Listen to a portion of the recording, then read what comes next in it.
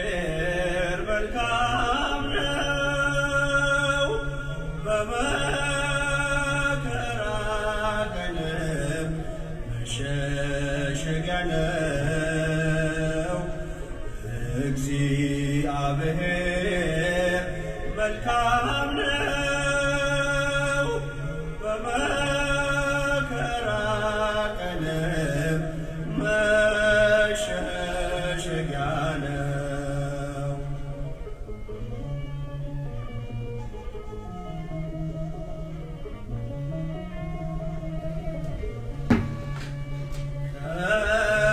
ከገነት ሲሰደድ አዳም አባታችን ሞት ነግሶብን ሳለ በእኛ በሁላችን ቃል እንደገባለት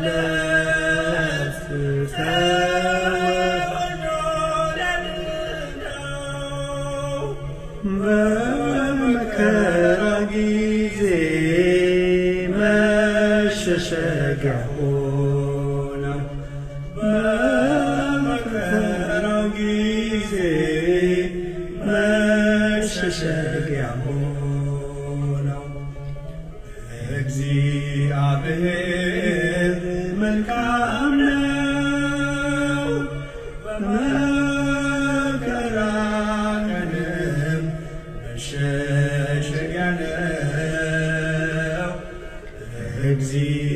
እግዚአብሔር መልካም ነው፣ በመከራ ቀንም መሸሸጊያ ነው።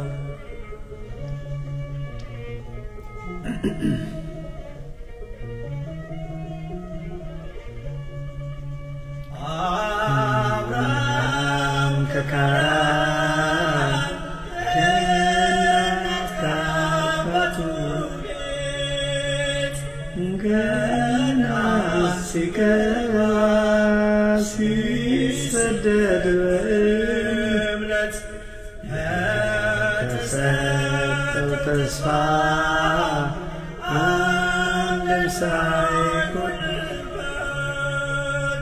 እንደ ምድር አሸዋ ዘሩን አበዛለት።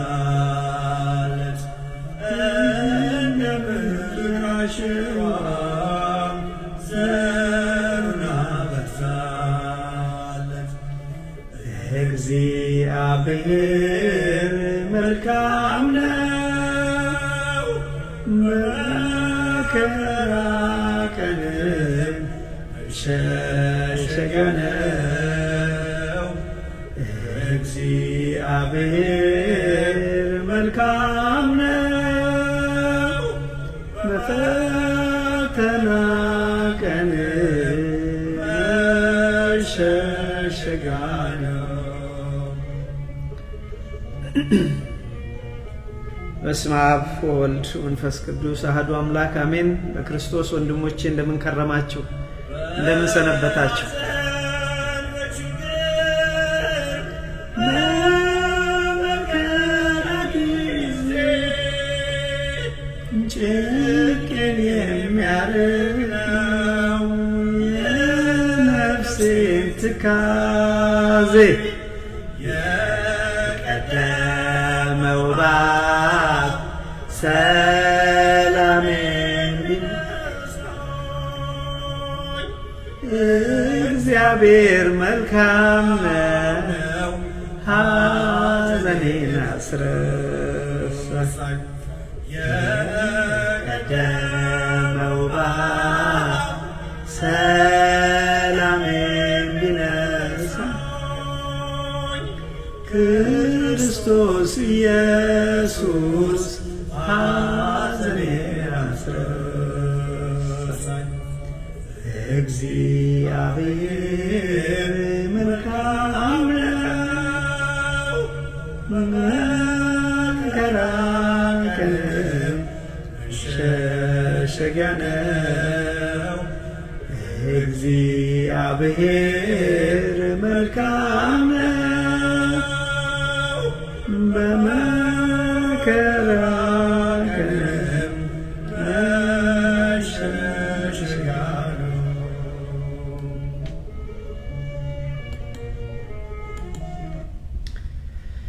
ወንድሞቼ እህቶቼ ይሄ ቃል አሁን የሚሰማችሁ በኋላም እግዚአብሔር ወዶና ፈቅዶ ቃሉ ተቀርጾ የምትሰሙ ሁሉ ባላችሁበት ሰላም እግዚአብሔር ይብዛላችሁ። እንደምን ከረማችሁ?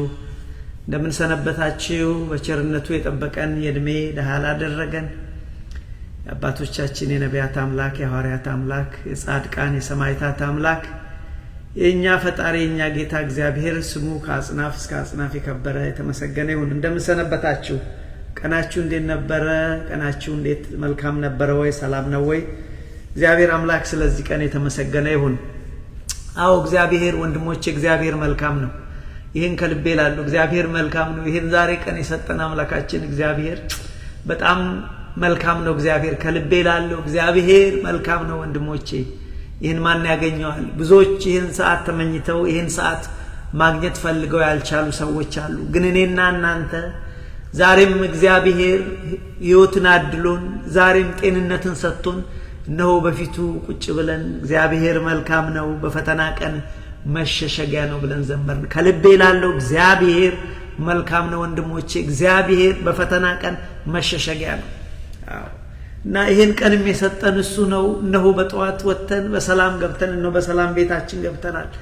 ይሄንን እግዚአብሔር ነው ያደረገን ወገኖቼ። ጥቂት ደቂቃ ወስዶ ካለን 24 ሰዓት ጥቂት ደቂቃ ወስዶ እግዚአብሔርን አለማመስገን ንፉግነት ነው፣ አለማወቅም ነው። ከእውቀት ሁሉ የበለጠ ወገኖቼ እግዚአብሔር ቃል ምንድነው የሚለው? የጥበብ ሁሉ መጀመሪያ የእውቀት ሁሉ መጀመሪያ እግዚአብሔርን መፍራት ነው ይላል። የጥበብ ሁሉ መጀመሪያ እግዚአብሔርን መፍራት ነው። የማስተዋልም ደግሞ እግዚአብሔርን ማስተዋልም ቀዳሚ እግዚአብሔርን ማስተዋል ነው ይላልና ይሄንን ማወቅ ትልቅ ነገር ነው። እንግዲህ ዛሬ እግዚአብሔር ቢረዳን ጥቂት የምንማርበት ርዕሳችን ወንድሞቼ ባለፈው ጊዜ ጀምረን የነበርነውን ነገር ጥቂት እንነጋገራለን።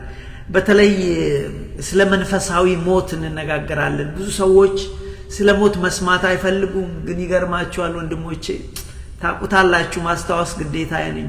ሞት ግን ለሰው ልጅ የማይቀር ዕዳው ነው። ሰው ይሸሸዋል፣ መስማት አይፈልግም፣ ግን አይቀርም። ስለዚህ እኛ ግን የምንማረው ስለ ስጋዊ ሞት ሳይሆን ስለ መንፈሳዊ ሞት ነው። በተለይ መንፈሳዊ ሞት ምንድነው ብለን ባለፈው የጀመርነው ስለነበረ እሱ ላይ ዛሬ ጥቂት ነገር እንማራለን። በነገራችን ላይ መንፈሳዊ ሞት ማለት ከእግዚአብሔር መለየት ማለት ነው።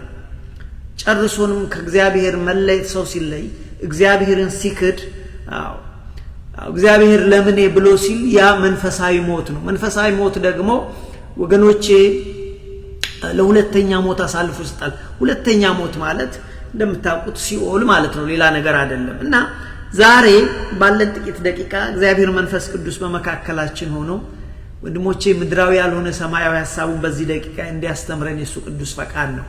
ቀናችሁ እንዴት ነበረ? ለነገሩ ጊዜ ወስዳችሁ ቀናችሁ መርምራችኋል? ዛሬ እንዴት ነበራችሁ? ይሄ ነው እኮ ጊዜ ወስዶ ከእግዚአብሔር ጋር እንዴት ነበራችሁ? ከቤተሰቦቻችሁ ጋር እንዴት ነበራችሁ? ወንድሞቼ ከሥራ ባልደረቦቻችሁ ጋር እንዴት ነበራችሁ? ከወገኖቻችሁ ጋር እንዴት? ይሄንን ማየት ትልቅነት ነው። ራስን መመርመር ማለት ይሄ ነው። እዚች ጋር እኔ ቁጭ ብዬ ወንድሞቼ ቅድም ከጸሎቴ በኋላ አንድ ነገር ያደረኩት ነገር ቢኖር እግዚአብሔር ስለ እግዚአብሔር አንስቼ የእግዚአብሔርን ቃል እያነበብኩ ራሴን መመርመር ነበር እና ራስን መመርመር ትልቅ ነገር ነው። ስለዚህ በዚህ ሰዓት ነው እንግዲህ ህይወት በተለይ ህይወት ስለ ህይወት ምንነት የምናስብ ከሆነ በህይወት እንደምናስብ ሁሉ ሞትም ደግሞ አለ። ስለዚህ ነው እንግዲህ መንፈሳዊ ሞትና አደጋው ብለን ያልነው። በነገራችን ላይ መንፈሳዊ ሞት እንዳልኳችሁ መንፈሳዊ ሞት ከእግዚአብሔር መለየት ነው።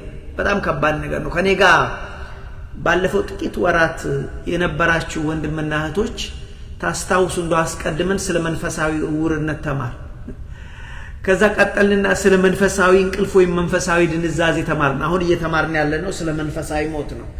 ወገኖቼ እነዚህ በጣም የሚመጋገቡ ነገሮች ናቸው። ለሰዎች አንዳቸውን መስማት አይፈልጉም፣ ግን ወገኖቼ ብንሰማቸው የሚጠቅሙን ነገሮች ናቸው። ምናልን በዛ ውስጥ መንፈሳዊ እውርነት በወቅቱ ካልታከመ አደጋ አለው። መንፈሳዊ እውርነት ለመንፈሳዊ ድንዛዜ ወይም ደግሞ ለመንፈሳዊ እንቅልፍ አሳልፎ ይሰጠናል። መንፈሳዊ እንቅልፍ ደግሞ በጊዜው ካልታከመ ወደ መንፈሳዊ ሞት ይሰጠናል። መንፈሳዊ ሞት አሳልፎ ለሁለተኛ ሞት ይሰጠናል ብለን አሰብን ወይም ተማር። እንግዲህ በዛ ውስጥ ሰፊ ነገሮችን አይተናል። ወደ ኋላ ሄጄ ስለነሱ አላነሳም። በስሩ ሊንክ አስቀምጬላችኋለሁ። የምትፈልጉ ሰዎች መንፈሳዊ ውርነት ምንድነው፣ መንፈሳዊ እንቅልፍስ መንፈሳዊ ድንዛዜ ምንድነው የሚለውን ነገር ማየት ትችላላችሁ። እግዚአብሔር ይርዳን። እና ዛሬ ባለን ጥቂት ደቂቃ ስለ መንፈሳዊ ሞት እና አደጋው የሚል ነው የምናነሳው። በነገራችን ላይ መንፈሳዊ ሞት አደጋ አለው። ግን ቅድም እንዳልኩት በእኛ ባህል ስለ ሞት ማውራት በጣም ከባድ ነው። ሰው ሁሉ ሞትን ስለ ሞት መስማት ጨርሶ ራሱ በቤተ ክርስቲያን ያለ አገልጋይ የሆነ ሰው እንኳን ይሄንን ነገር ብዙ ደፍሮ መናገር አይፈልግም ወይም ደግሞ መስማት አይፈልግም። አሁን እዚች ጋር እኔ እንድናነሳው ፈልገው ወደ መንፈሳዊ ሞት ከመግባታችን በፊት ጥቂት ነገር ስለ ሞት በአጠቃላይ ወይም ስለ ስጋዊ ሞት ጭምር እናያለን። ቅድም እንዳልኳችሁ በእኛ ባህል ታቡ ነው፣ ይፈራል። ግን የሚገርማችሁ እንፈራዋለን እንጂ ሞት የማይቀርዳ ነው። ወንድሞቼ ከልቤ ነው የምላችሁ፣ ሞት የማይቀርዳ ነው። አያቶቻችን ሞቱ፣ አባቶቻችን ሄዱ፣ ታላላቆቻችንም ሄደዋል፣ እኛም እንሄዳለን። ስለዚህ በክርስትና ግን ወገኖቼ ክርስትና ማለት ያው ከሞት በኋላ ህይወት አለ፣ ተስፋ አለ ማለት ነው። ስለዚህ ክርስቲያኖች ሞትን የሚፈሩት አይደለም። ግን ብዙኛ ክርስቲያኖች ስንሆን ስለ ሞት መስማት አንፈልግም። ያሳዝናል። እውነቱን እሱ እንደው አይቀር እዳ ነው። የተበላቁ ታውቃላችሁ፣ እዳ ነው። ሞት እኮ የተበላቁ ነው። አባታችን አዳምና እናታችን ሔዋን የበሉት ዕቁብ ነው። በእነሱ ምክንያት እኛም እዳው መጥቶብናል። አይቀርም ወንድሞቼ። ለክርስቲያኖች ግን ሞት የሚያስፈራ አይደለም። ታዲያ ጊዜ ወስደን ስለሱ እንማራለን ጥቂት። በነገራችን ላይ እንዳልኳችሁ ወደ መንፈሳዊ ሞት ከመሄዳችን በፊት ስጋዊ ሞት ምንድነው ብለን ብንል ቅድም እንዳልኳችሁ ሞት የማይቀርዳ ነው። ግን ይሄ ሞት ለሁሉ ሰው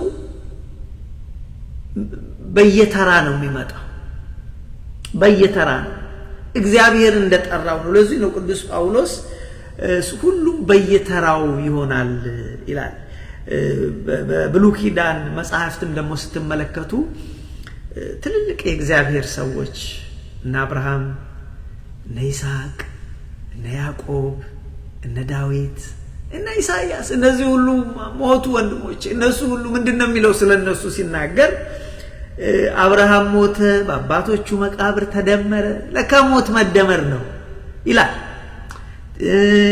ይስሐቅ ሞተ፣ በአባቶቹ መቃብር ተደመረ።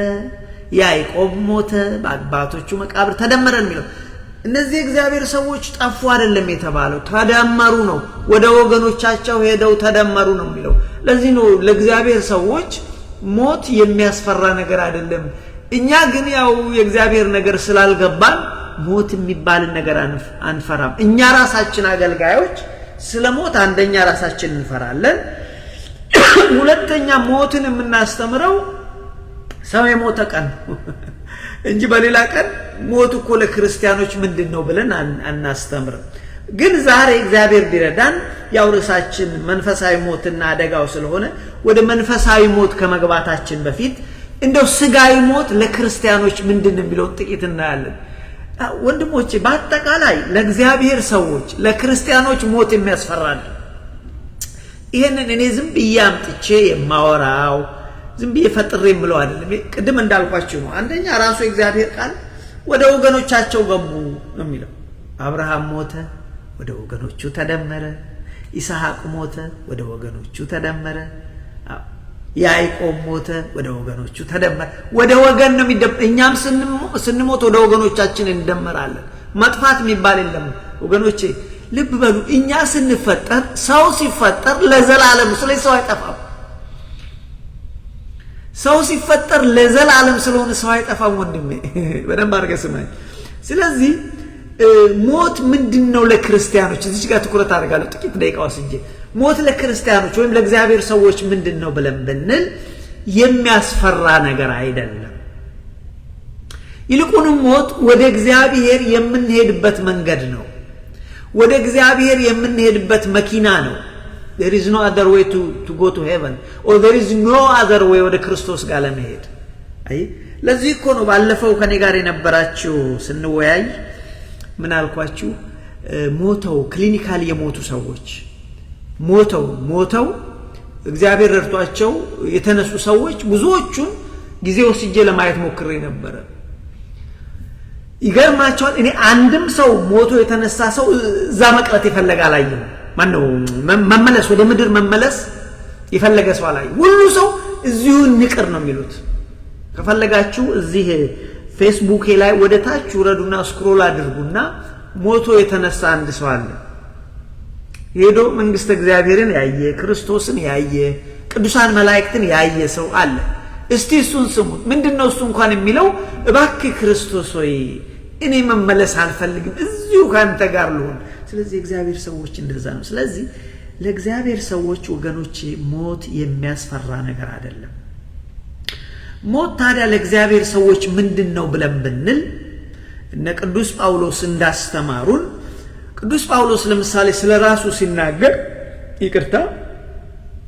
እንደዚህ ይላል በፊልጵስዩስ ምዕራፍ 1 ከቁጥር 20 እስከ 24 ላይ እኔ ጳውሎስ ሞትን እናፍቃለሁ ነው የሚለው። ናፍቆቴና ተስፋዬ ልሄድ ከክርስቶስ ጋር ልኖር እኔ እናፍቃለሁ። አይደንቃችሁም? ለእግዚአብሔር ሰዎች ሞት የሚያስፈራ አይደለም። እኛ እኮ ሞትን የምንፈራው ገና የእግዚአብሔር ሰዎች አልሆንም እንደው በትህትና። ለዚህ እኮ ነው የምንፈራው። ስለዚህ ቅዱስ ጳውሎስ ግን የኔ ናፍቆቴና ተስፋዬ ልሄድ ከክርስቶስ ጋር ልኖር እኔ ናፍቃለሁ። በተለይ ሕይወት ምንድነው ሞትስ ባለው ትምህርቱ በሁለት ሐሳብ እኔ ጳውሎስ ይጨነቃሉ፣ ግራ ይገባኛል። እኔ ጳውሎስ በሕይወት ብኖር ወይም ብሞት የኔ ዓላማ በሕይወት ብኖር ወይም ብሞት የኔ ሐሳብ በስጋዬ ክርስቶስ ይከብር ዘንድ ነው። ለኔ ሕይወት ማለት በክርስቶስ መኖር ነው። እኛ ምንፈራው እኮ በክርስቶስ ስላልኖር ነው። እርግጠኞችም ስላልሆን ነው የት እንደምንሄድ። ለዚህ እኮ ነው ወንድሞች እርግጠኞችም ስላልሆን እኮ ነው ምንፈራው። ቅዱስ ጳውሎስ ግን የት እንደሚሄድ እርግጠኛ ስለሆነ ናፍቆቴና ተስፋዬ ልሄድ ከክርስቶስ ጋር ልኖር እኔ ጳውሎስ ናፍቃለሁ አለ።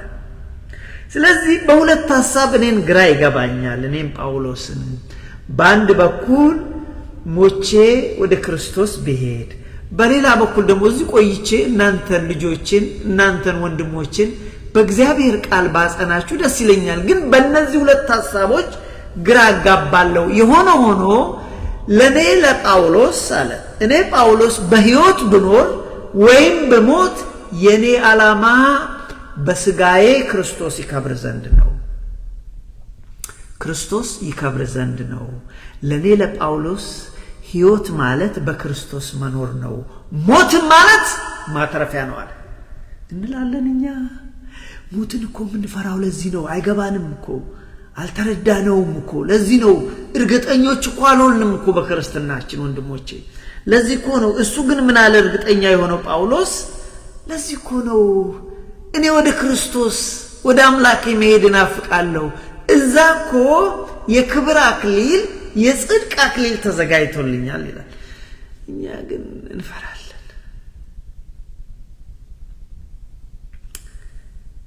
ስለዚህ ቅዱስ ጳውሎስ ምንድነው ያለው? ለኔ ሕይወት ማለት አለ ለኔ ሕይወት ማለት በክርስቶስ መኖር ነው፣ ሞትም ማለት ለኔ ማትረፊያ ነው። ላንብብላችሁ ሙሉ ቃሉ።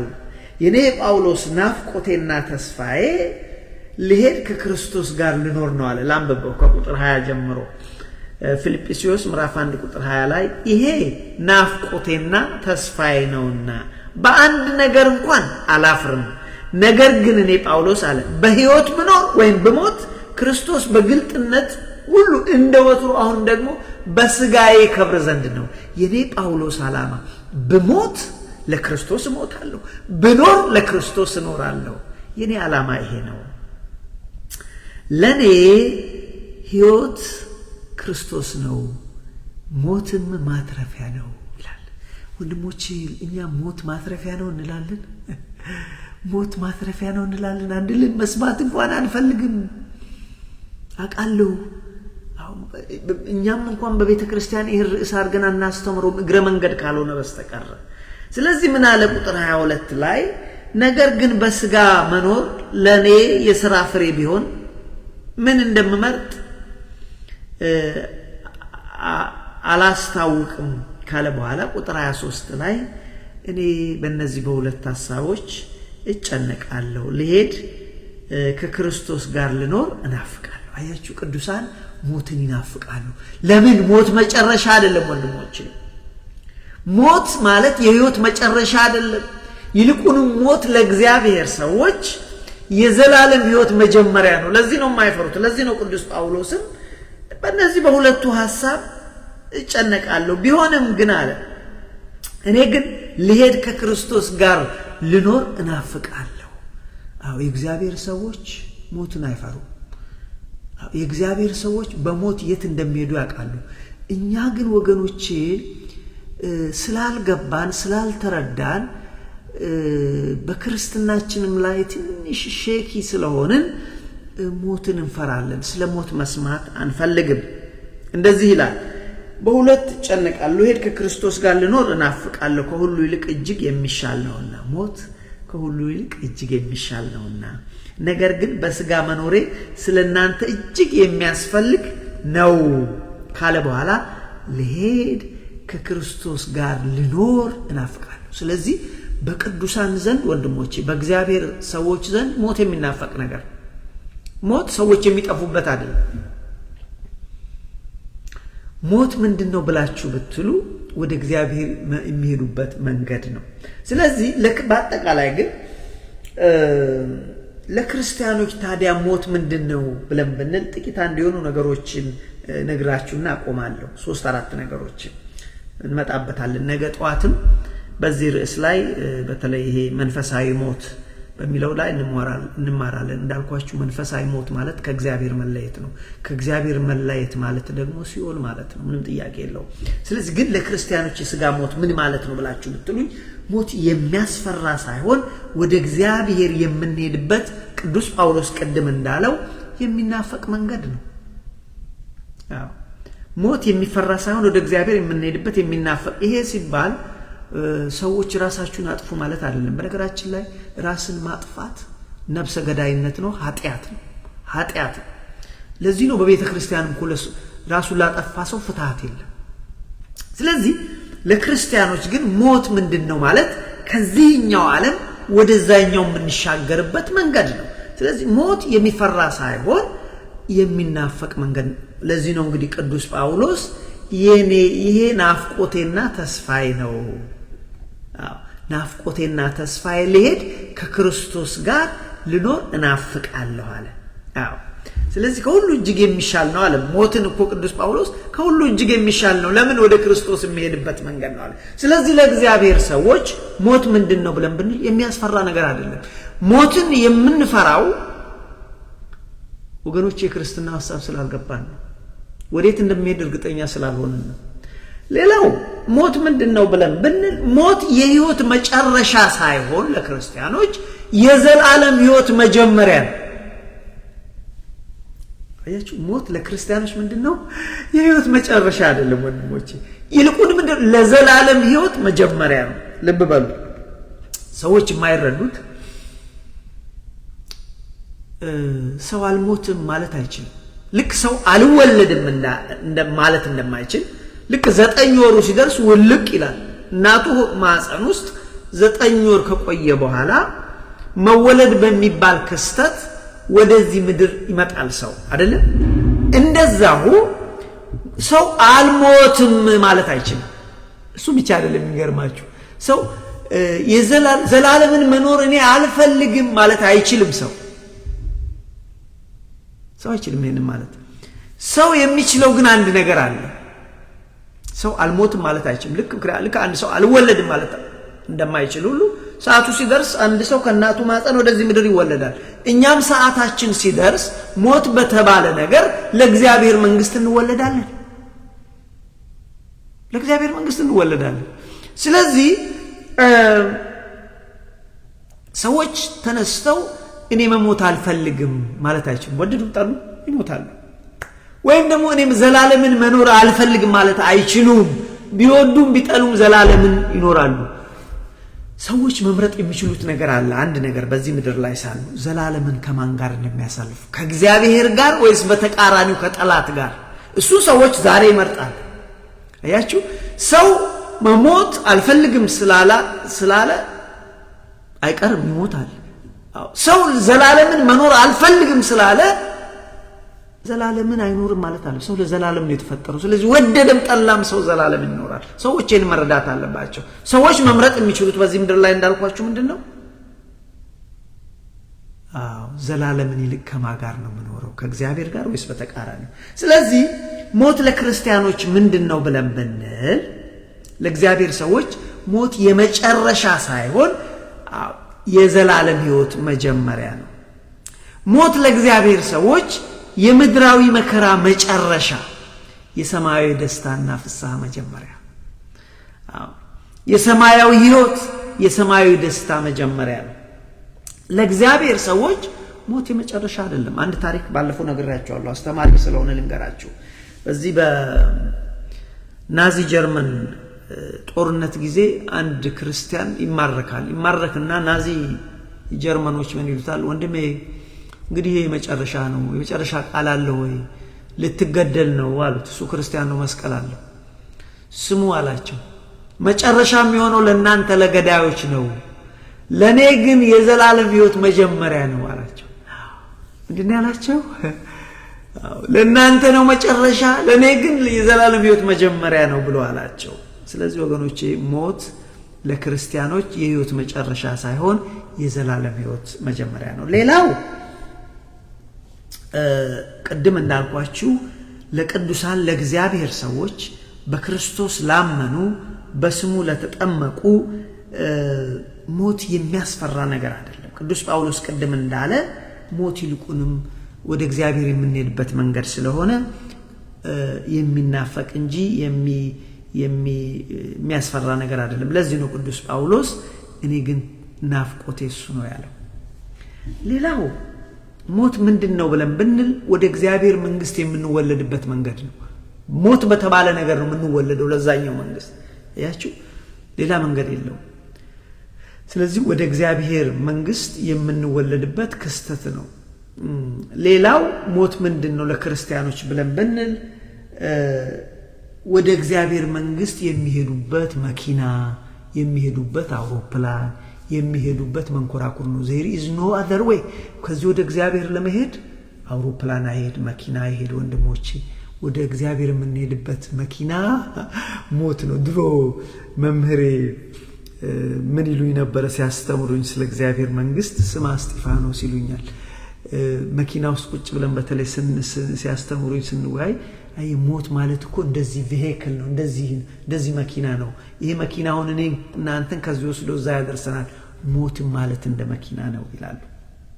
ስለዚህ ሞት ወንድሞቼ ወደ እግዚአብሔር የምንሄድበት መሻገሪያ መኪና ነው። ስለዚህ የሚያስፈራ አይደለም። ይልቅ የሚፈራ ሞት አለ። እሱ ምንድነው? ሁለተኛ ሞት። አሁን ልንማር የጀመርነው መንፈሳዊ ሞት ይፈራል። ሰዎች መንፈሳዊ ሞት ማለት ከእግዚአብሔር መለየት ነው። በምን ምክንያት? በኃጢአት ምክንያት፣ በበደል ምክንያት ሰዎች ከእግዚአብሔር ከተለዩ እሱ ያስፈራል። ለምን? ሰው በመንፈሳዊ ሕይወት ሙት ከሆነ እሱ ያስፈራል። ስለዚህ መንፈሳዊ ሞት ግን ያስፈራል። ለምን? መንፈሳዊ ሞት ወዴት ይወስደናል? ወደ ሁለተኛ ሞት ደግሞ ሲኦል ነው። አያችሁ፣ አሁን ትምህርቴን እዚህ ጋር አቆማለሁ። በአጠቃላይ ዛሬ ምን አየን ብለን ብንል የጀመርነው ስለ መንፈሳዊ ሞት መነጋገር ነው። የጀመርነው ርዕስ ስለሆነ ግን እንደ መግቢያ አድርገን የስጋዊ ሞትንም አነሳን። በእኛ ካልቸር ስለ ሞት ማውራት ታቡ ነው፣ ያስፈራል። ክርስቲያኖች ስንሆን እንኳን ስለ ሞት ማውራት በጣም ነው የምንፈራው። እውነታው ግን ለእግዚአብሔር ሰዎች ሞት የሚያስፈራ አይደለም ብለን ቅዱስ ጳውሎስን ጠቅሰን በተለይ ራሱ እኔ ወደ ክርስቶስ መሄድ በሞት መሄድ እናፍቃለሁ፣ ሞት እኮ ማትረፊያ ነው፣ ወደ ክርስቶስ የሚሄድበት መንገዱ እሱ ነው ብለን አነሳን። ከሱ ጋር አያይዘን ያነሳነው ሌላ ጠቅለል አድርገን ያነሳነው ታዲያ ሞት ለክርስቲያኖች ምንድነው ብለን ብንል ሞት የሚያስፈራ ነገር ሳይሆን የሚናፈቅ እንደሆነ፣ ሞት የህይወት መጨረሻ እንዳልሆነ ይልቁንም የዘላለም ህይወት መጀመሪያ እንደሆነ እሱ ጋር አብረን ያነሳነው ሰዎች ቢፈልጉም ቢጠሉትም ሞት ማለት የተበላ ቁብ ነው፣ ዕዳ ነው፣ አይቀርም። ቅድመ አያቶቻችንን ወስዷል፣ አያቶቻችንን ወስዷል፣ አባቶቻችንን ወስዷል፣ ታላላቅ ወንድሞቻችንን ወስዷል፣ ኢቭን ታናናሾቻችን። እኛም አሁን ለጊዜው እንሸሸዋለን እንጂ ሞት የማይቀር ዕዳ ነው ወንድሞች። ሞት የሥጋ ሞት አያስፈራም። ይልቅ የሚያስፈራው የመንፈስ ሞት ነው፣ ከእግዚአብሔር መለየት ነው፣ በኃጢአት መኖር ነው። በዚህ ምድር ላይ እግዚአብሔር በሰጠን እድሜ ለእግዚአብሔር አለመኖር ሞት ነው ወንድሞች፣ እሱ ሞት ነው። ስለዚህ እኔ አሁን የዕለቱን ትምህርት ጨርሻለሁ። ነገ ጠዋት ላይ ስለ መንፈሳዊ ሞት በሰፊው እንማራለን። ያስተማረን የመከረን የአባቶቻችን አምላክ እግዚአብሔር ስሙ የተመሰገነ ይሁን። ይህን ቃል የምትሰሙ እግዚአብሔር ይከብርበታል፣ እኔ ባረክበታለሁ ካላችሁ ይህን ቃል ሼር አድርጉ። ከስር ሊንኩን አስቀምጬላችኋለሁና ሼር አድርጉት። ሌላው እዛች ሊንኩን ሰብስክራይብ በማድረግ ብትተባበሩኝ ደስ ይለኛል። ለምን ላይቭ ገብቼ እግዚአብሔርን ቃል ለወንድም ለእህቶች ለማካፈል ስለሚረዳን ያስተማረን የመከረን የአባቶቻችን አምላክ እግዚአብሔር ስሙ የተመሰገነ ይሁን። ሰላም እግዚአብሔር ይብዛላችሁ። ሰላም ደሩ። ነገ ጠዋት እንደዚሁ እንገናኛለን። ሰላም ሁኑ። አሜን።